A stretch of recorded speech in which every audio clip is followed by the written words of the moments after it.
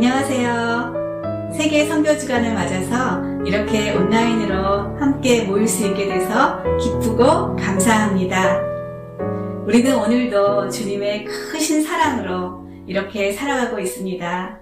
주님이 주신 그 사랑이 너무 커서 다른 사람들에게 나누고 싶은 소망들 있으시죠?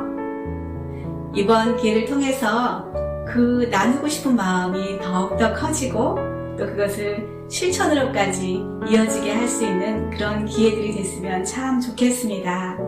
그 마음을 담아서 279장 세상 모든 죄악에 빠져 함께 부르시겠습니다.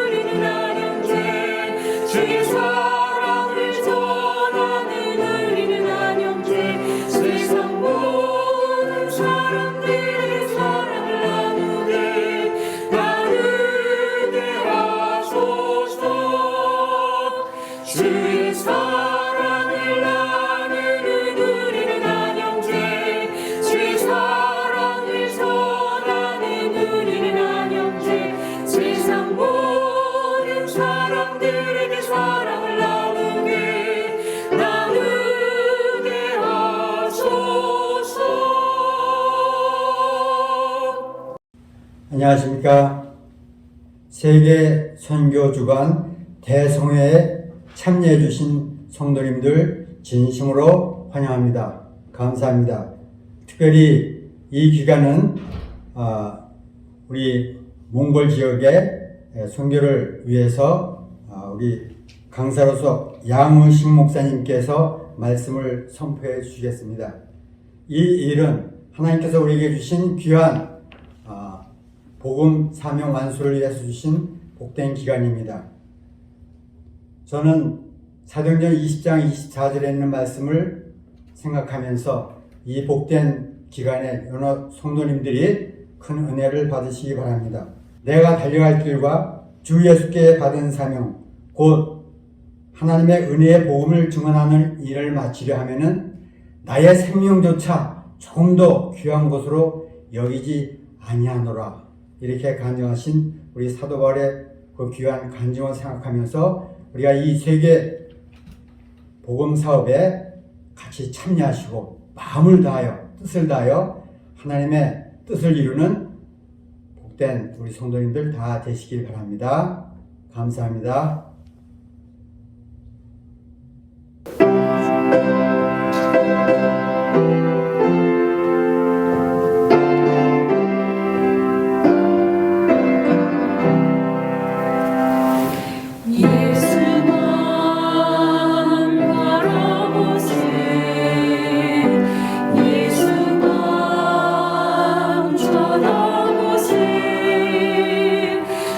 믿음의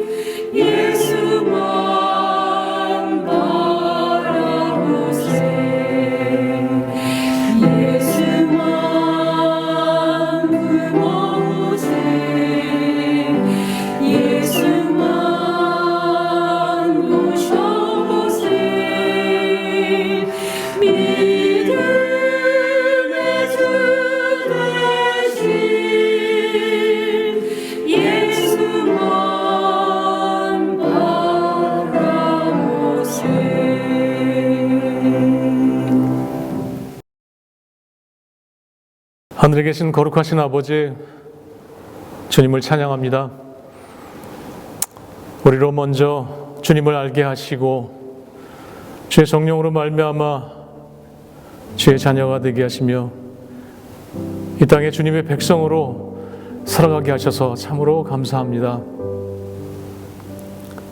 이 재앙의 시기에, 이 재난의 시기에 저희가 움츠러들지 않고 이제 세계 선교 주간을 맞이하여 이 땅에 주님을 모르는 백성들, 그리고 주님을 알았지만 주님을 떠난 사람들, 그리고 주님의 남은 백성들을 향해 주의 기쁜 소식을 전하고자 하오니 주님 먼저는 이 말씀을 전하시는 주의 종의 입술을 강건케 하사 능력이 있게 하시고 아버지, 그 말씀을 받는 저희들에게는 감동이 있게 하시어서 땅끝까지 주님의 복음을 전하는 일에 열정과 열망을 갖게 주님 축복하여 주시옵소서. 주님께서 저희들과 함께 하실 것을 믿사오며 모든 말씀 예수 그리스도 이름으로 간절히 기도드리옵나이다. 아멘.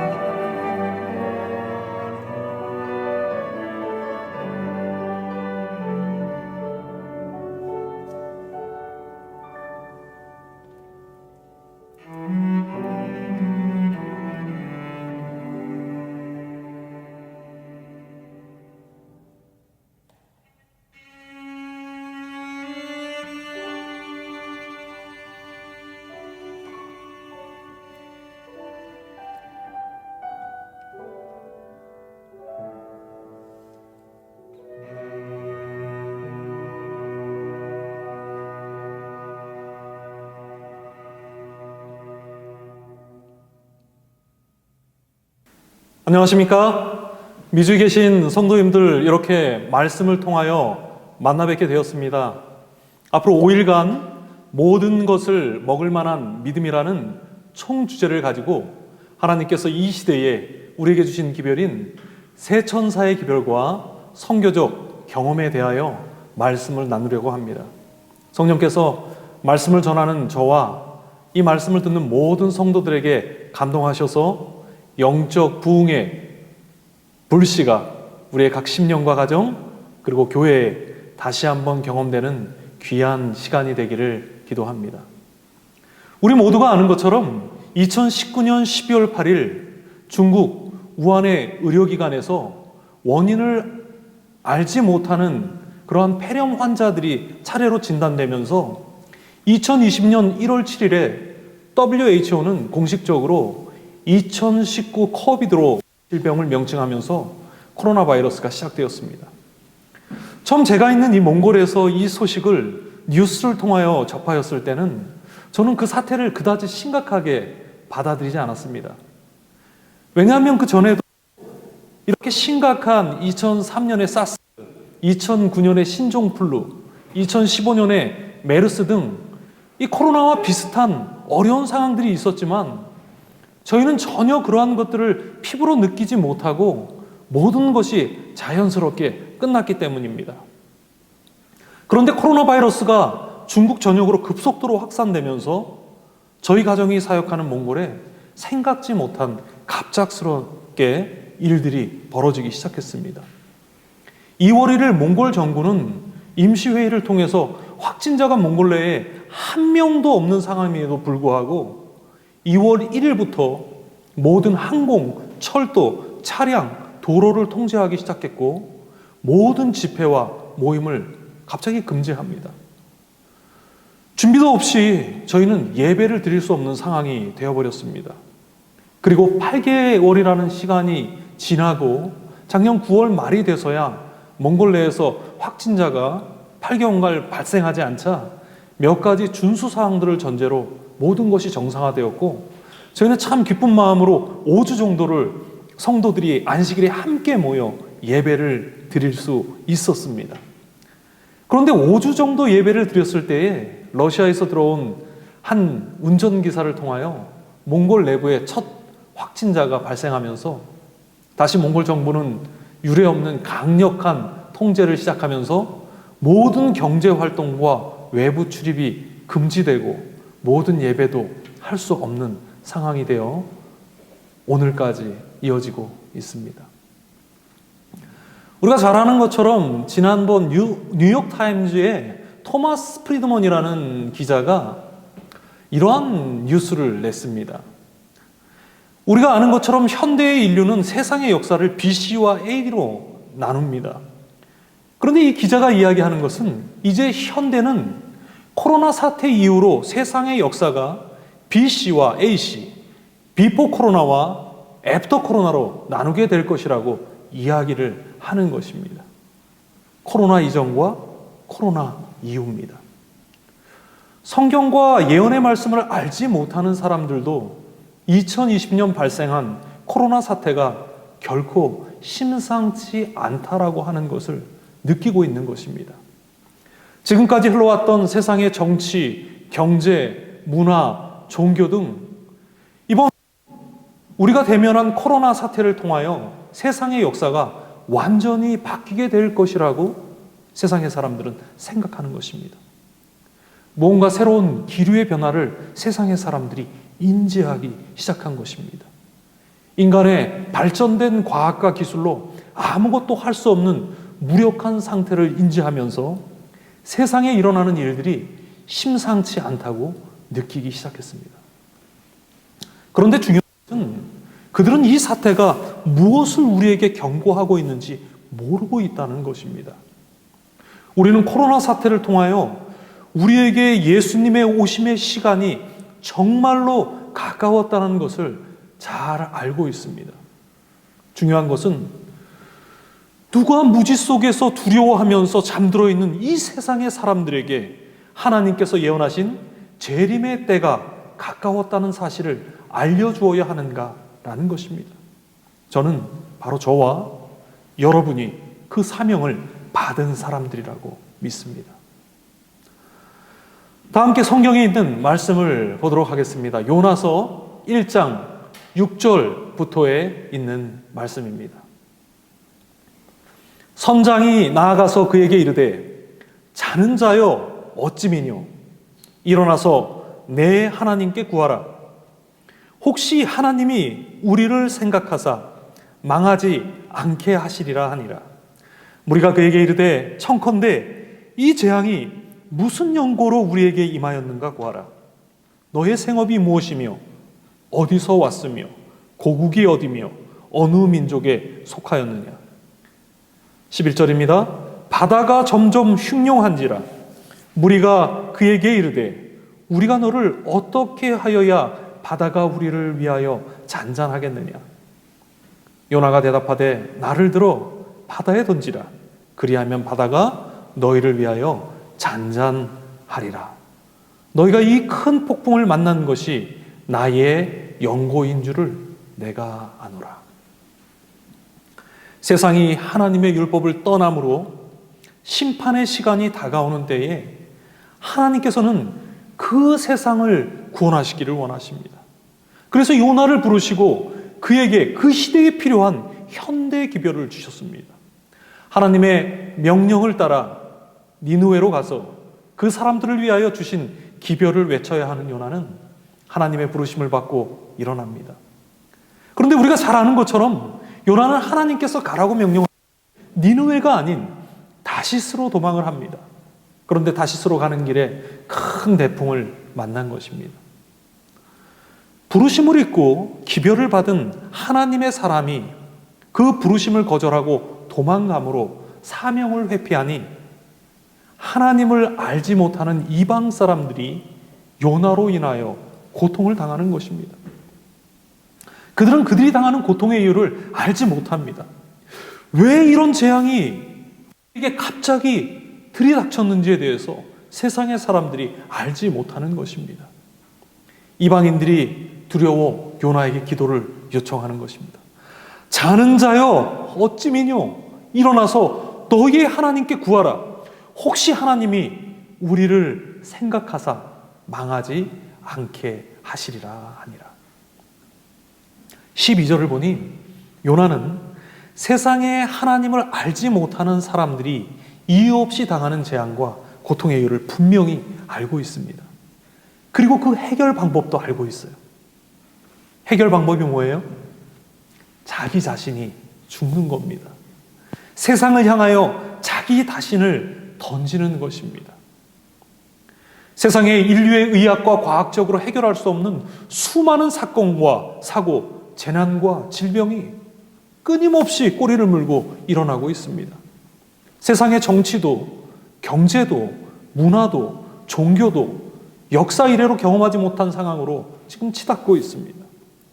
우리는 한치 앞을 알 수 없는 그러한 세상 속에서 지금 매일매일을 살아가고 있습니다. 이러한 세상의 상황과 사태가 누구의 책임이라고 우리 성도님들 생각하십니까? 중국의 문제라고 생각을 하십니까?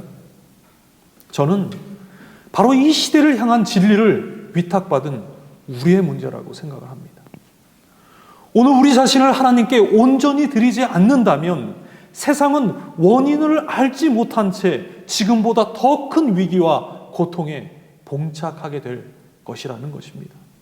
앞으로 5일간 우리에게 주신 하나님의 선교적 사명이 무엇이며 우리가 세상에 외쳐야 할 기별이 무엇인지 새 천사의 기별과 선교적 경험이라는 주제를 통하여 우리 각자에게 말씀하시는 하나님의 음성을 함께 듣기를 원합니다.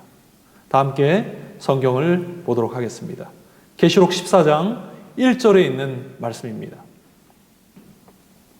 또 내가 보니 보라 어린 양이 시온산에 섰고 그와 함께 14만 4천이 섰는데 그 이마에 어린 양의 이름과 그 아버지의 이름을 쓴 것이 있도다.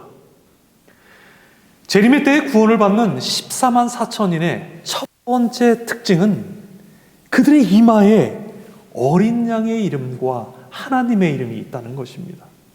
우리는 이것을 하나님의 인이라고 지칭하기도 합니다. 이마에 하나님의 이름이 기록되었다는 것은 과연 어떤 의미를 우리에게 주고 있는가? 저는 이것이 복음의 핵심이고 결론이라고 믿습니다. 청지기에 권하는 겉면 책에 나와 있는 46페이지의 글을 함께 나누기를 원합니다. 하나님의 이름이 그대의 이마에 기록되지 않는 한 거기에 기록되므로 하나님이 그대의 생각의 중심이 되지 않는 한 빛의 세계에서 상속을 받지 못할 것이다.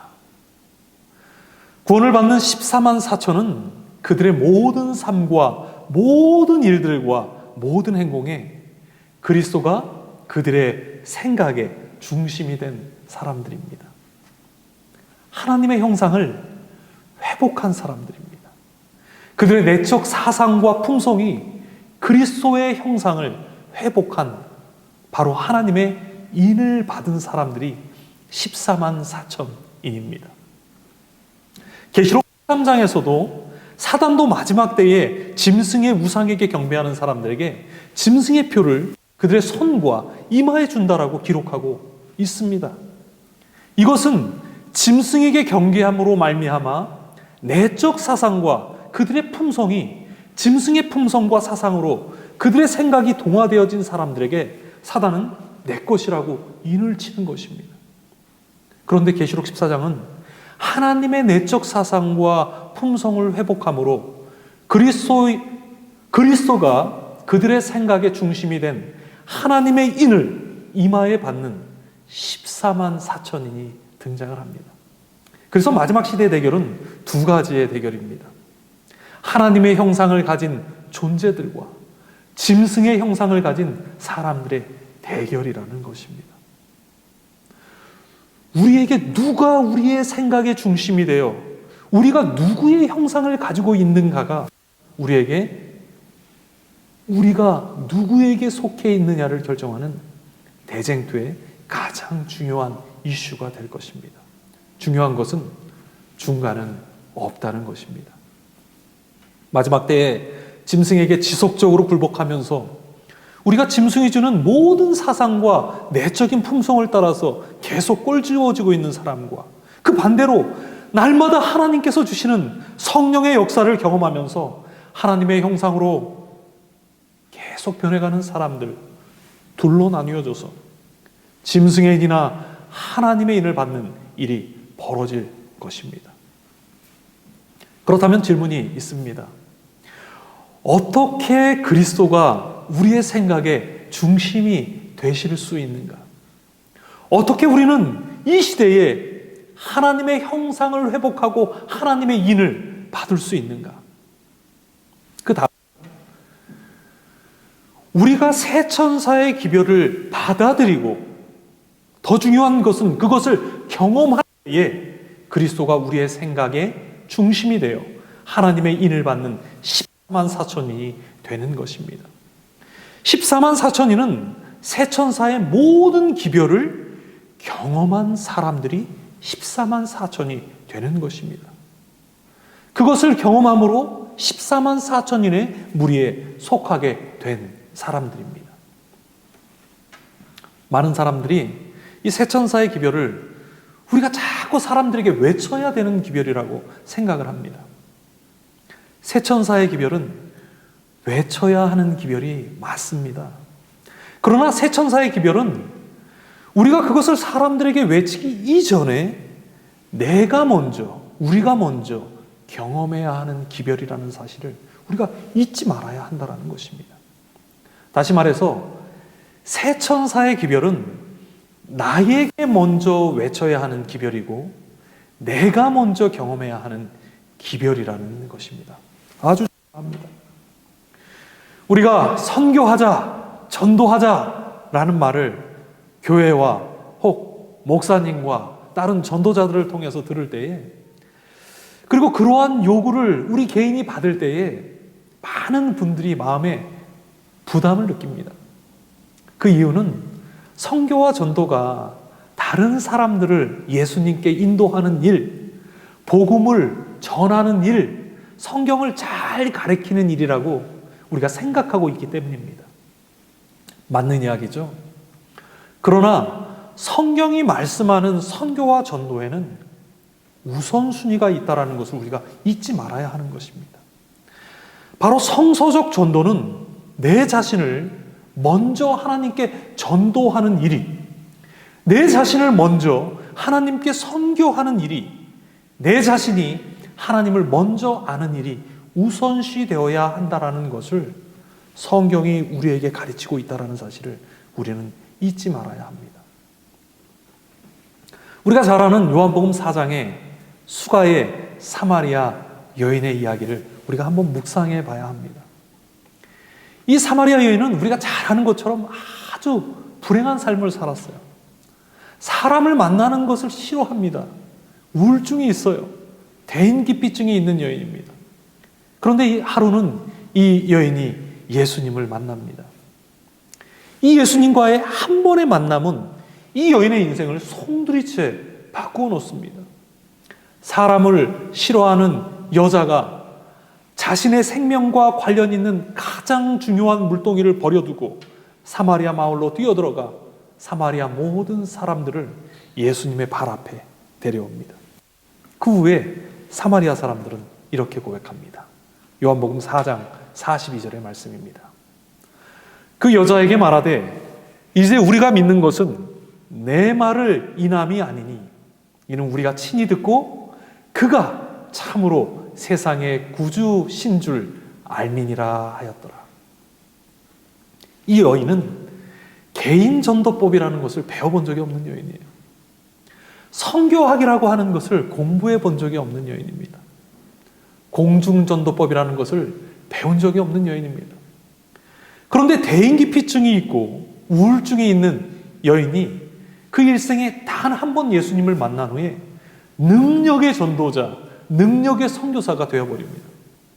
저는 이것이 선교의 핵심이라고 생각합니다. 이것이 성경이 우리에게 가르치는 개인 전도법이라고 믿습니다. 그래서 저는 선교사들을 훈련할 때 항상 개인 전도법, 공중 전도법을 가르칩니다.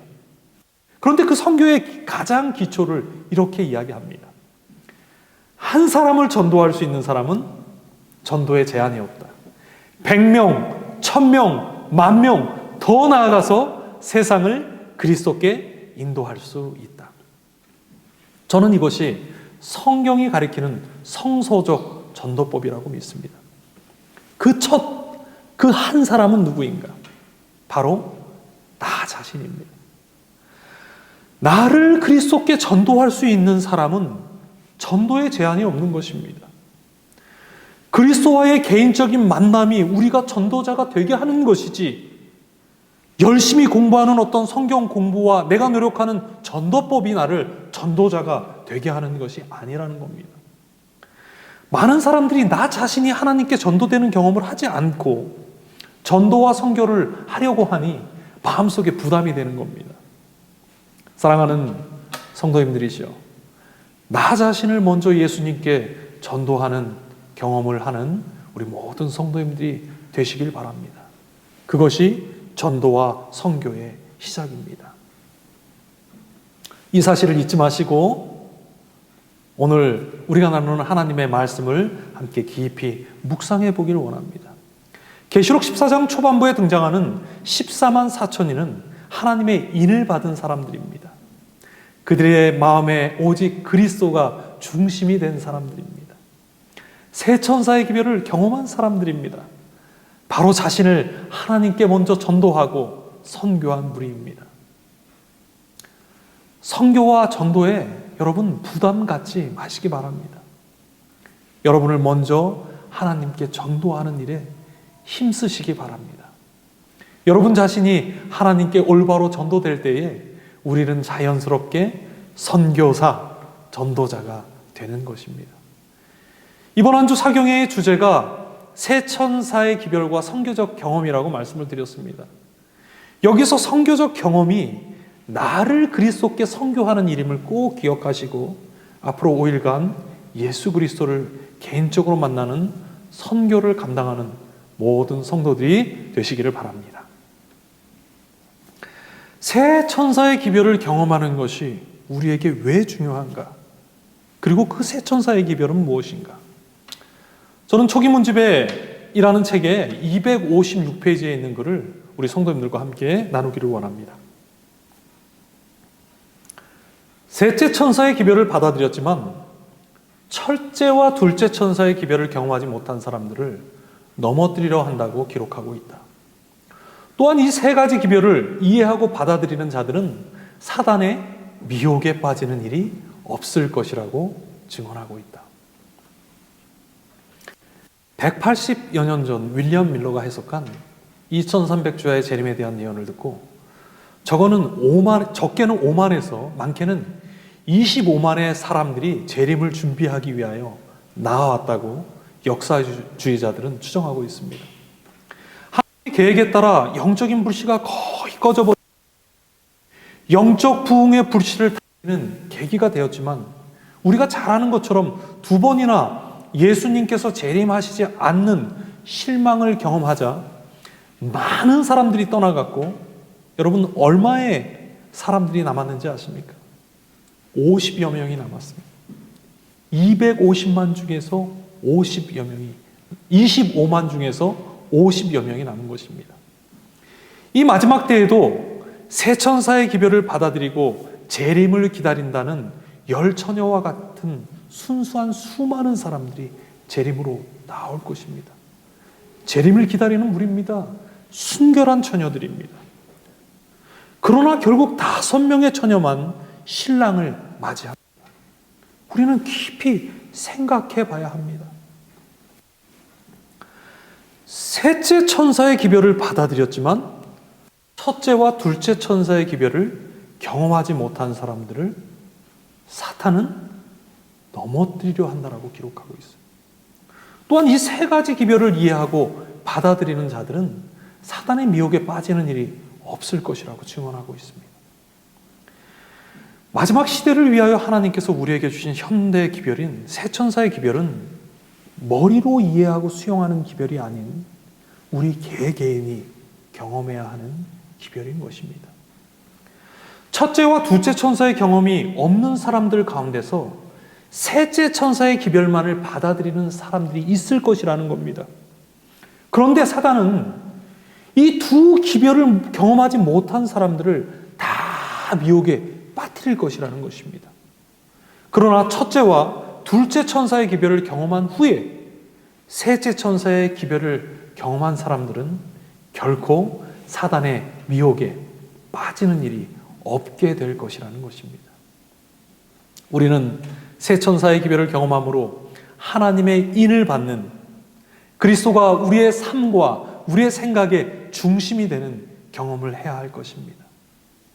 복음의 최종 결과인 하나님의 형상을 우리 각 개인은 회복해야 합니다. 우리는 새 천사의 기별을 모두 경험함으로 나 자신을 하나님께 선교하고 전도하는 경험을 해야 할 것입니다. 윌리엄 밀러입니다. 윌리엄 밀러는 이신론자였습니다. 이신론이라고 하는 것은 하나님께서 세상을 창조하셨다라고 믿지만 창조 이후에 하나님께서 더 이상 이 세상의 일에는 관여하지 않으신다라는 사상입니다.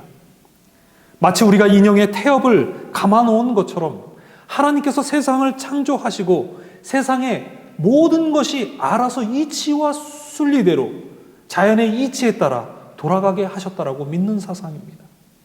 그리고 세상의 끝에 가서야 하나님께서 세상의 일에 관여하신다라는 것을 믿는 사상입니다. 우리는 이신론자가 아닙니다. 왜냐하면 우리는 하나님께서 세상을 창조하시고 그 후에 우리의 매일의 삶에 개입하시고 우리와 동행하시며 우리와 교통하시고 우리를 지키시고 인도하심을 믿는 사람들이기 때문입니다. 그리고 그것을 경험하는 사람들이기 때문입니다. 그런데 많은 그리스도인이라고 하는 사람들이 이신론자는 아니지만 이신론적 삶을 살아가는 것을 많이 목도하게 됩니다. 사단이 기만하는 것입니다. 하나님이 그들의 삶에 깊이 역사하시고 개입하셔서 그들과 함께 동행하는 삶을 살지 않고 자신이 좋아하는 대로 판단하고 결정하면서 자신의 계획과 꿈을 따라 세상의 흐름에 맞춰 살다가 주께서 언젠가 오실 때 자신이 재림에 참여하게 될 것이라고 생각하면서 살아가는 것입니다.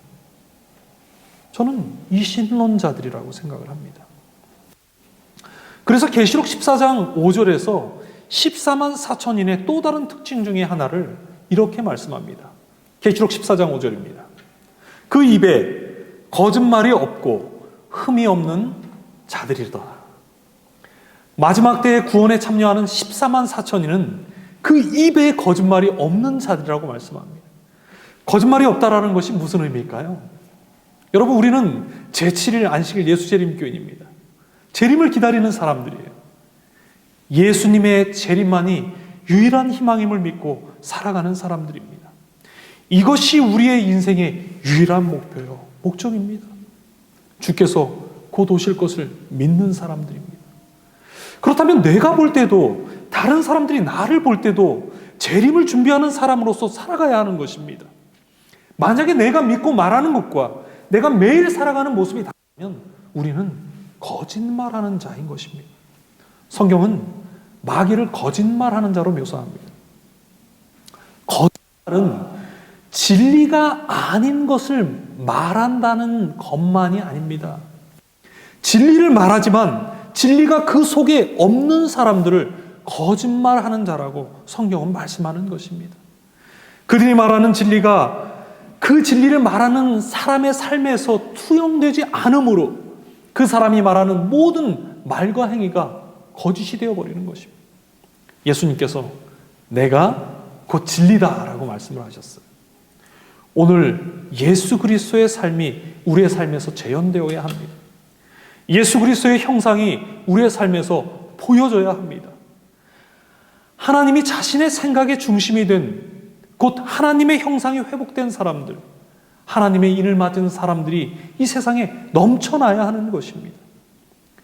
제가 선교지에서 그리고 교회에서 사역을 하면서 깨닫게 되는 것은 성도들은 선교사, 목사의 말을 믿는 것이 아닌 그 삶을 보고 그 전하는 말을 믿게 되는 것을 보게 됩니다. 세상은 우리의 말을 믿지 않습니다. 세상은 우리의 삶을 보고 이 마지막 시대에 주신 새 천사의 기별을 믿게 될 것입니다. 새 천사의 기별은 이러한 기별을 우리에게 전하고 있습니다. 요한계시록 14장 6절입니다. 또 보니 다른 천사가 공중에 날아가는데 땅에 거하는 자들 곧 여러 나라와 족속과 방언과 백성에게 전할 영원한 복음을 가졌더라. 그가 큰 음성으로 가로되 하나님을 두려워하며 그에게 영광을 돌리라. 이는 그의 심판하실 시간이 이르렀음이니 하늘과 땅과 바다와 물들의 근원을 만드신 이를 경배하라 하더라. 첫째 천사는 영원한 복음을 가지고 큰 음성으로 외친다라고 말씀합니다. 영원한 복음이 무엇일까요? 로마서 1장 2절에는 이렇게 말씀합니다.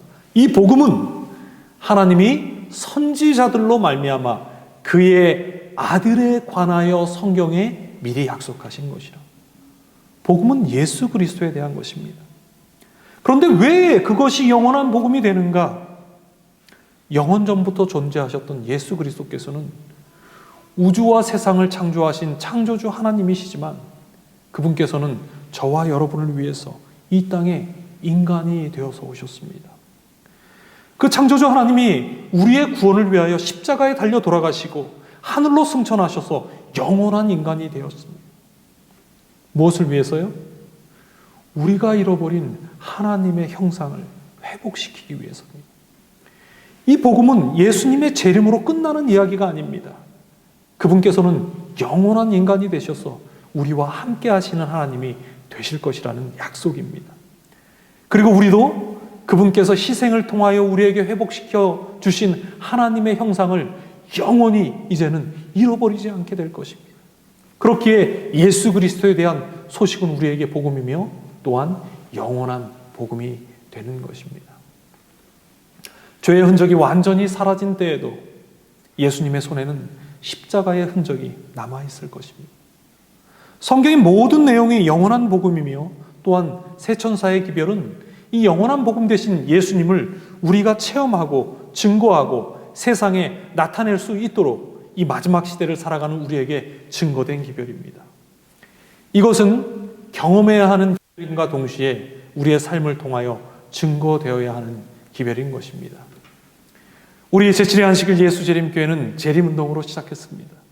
그리고 이 교회는 재림으로 끝나야 하는 교회입니다.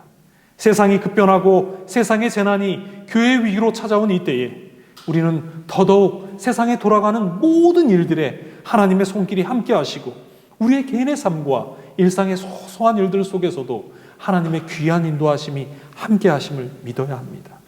그리고 그분과 매일 동행하는 삶을 살아야 할 것입니다. 오늘 이곳에 하나님께서 우리와 함께 하십니다.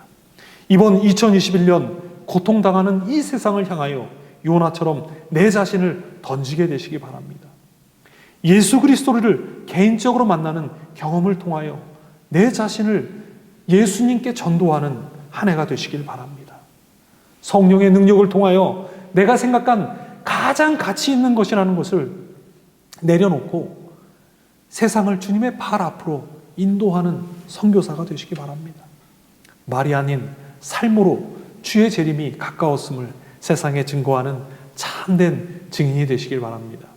하나님의 은혜가 이 사경에 참석하는 사랑하는 우리 모든 재림 성도들에게 주님 오시는 그날까지 함께 하시기를 기도하겠습니다. 저희 다 같이 머리 숙여 기도하겠습니다. 살아계신 우리의 아버지 하나님, 오늘 우리에게 귀한 말씀 주셔서 감사합니다. 아버지 하나님, 우리 안에서 우리가 이 땅에 창조된 이후에 잃어버린 하나님의 거룩한 형상을 회복하기를 원합니다. 그 일을 위하여 이 땅에 오시고 우리를 부르시고 하늘로 인도하시는 하나님의 귀한 손길에 우리의 삶을 의탁할 수 있도록 도와주시고 이번 이 사경의 기간을 통하여 하나님께서 우리에게 주고자 하시는 귀한 기별과 경험이 무엇인지 저희들 깨닫고 순종하며 하나님께 나아갈 수 있는 우리 모두가 되게 하여 주시옵소서. 주의 귀한 은혜가 이 시간 함께 간절한 마음으로 주의 말씀을 상고하는 우리 모든 성도들에게 함께 하시고 정말 우리 주님 오시는 그날 함께 주님을 대면하는 귀한 축복 얻게 하여 주시옵소서. 예수님 귀하신 성호 의지하여 기도합니다. 아멘.